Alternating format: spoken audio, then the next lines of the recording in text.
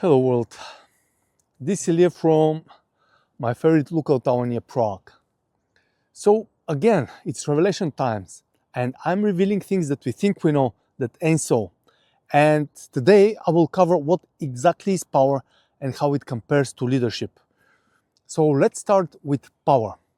Power is the ability to influence or control others, often through authority, resources, or force. It can be positional, like a manager's authority, or personal, like charisma and expertise. Power focuses on control and can be wielded without consent or ethical considerations. Power is the most important aspect of a group's and social interactions, and based on how society handles and promotes people to power. This alone predicts the group's and societal success or failure. So power should never be taken lightly. Power is about control and is often imposed through coercion. Power seeks compliance and conformity. To get to a position of power, people often use superficial charm and image of competence. This is on the outside.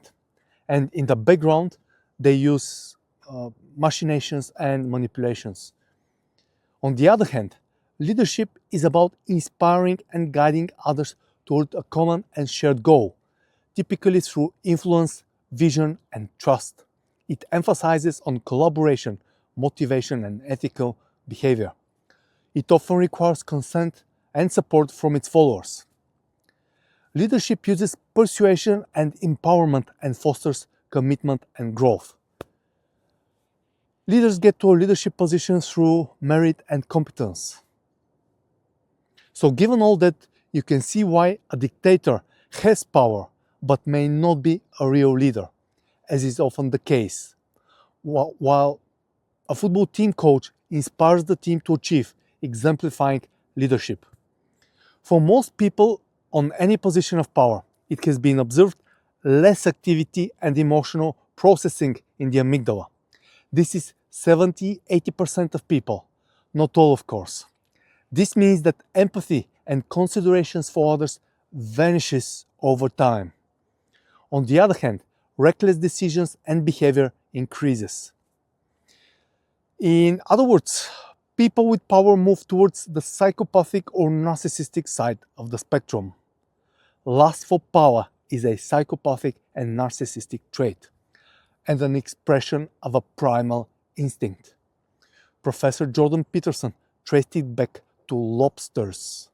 Yes, this is how primal it is, this instinct. Hence, one of the most famous aphorisms about power. It reads, "Power tends to corrupt, and absolute power corrupts absolutely." Corruption is literal and can be observed in the brain with MRI scanners. And this has been demonstrated over and over again. In other words, you may be the most benevolent artist, a poet, an angel if you like, but if you're placed on a position of power, then almost certainly you'll go psychopathic or narcissistic. Power absolutely corrupts, and there is no doubt about it. And this is why we have developed political systems with multiple parties. This is to have party rotations and politicians on 4-year terms. Otherwise, they will go tra-la-la, literally. Therefore, promoting people to leadership positions must be done only based on merit and competence. Anything else is a travesty. Even thinking in terms of power is a travesty. We should only be thinking in terms of how to promote competent and trustworthy leaders. Nothing else.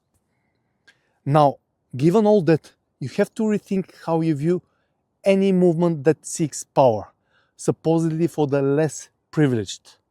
These are the feminist, woke, BLM movements in the West. These in essence are narcissistic and psychopathic movements and should not be encouraged. These should be strongly discouraged for people to go this way.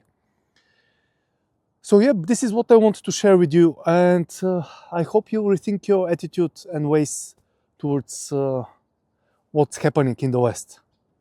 These are dangerous and unusual times. Good luck and God bless.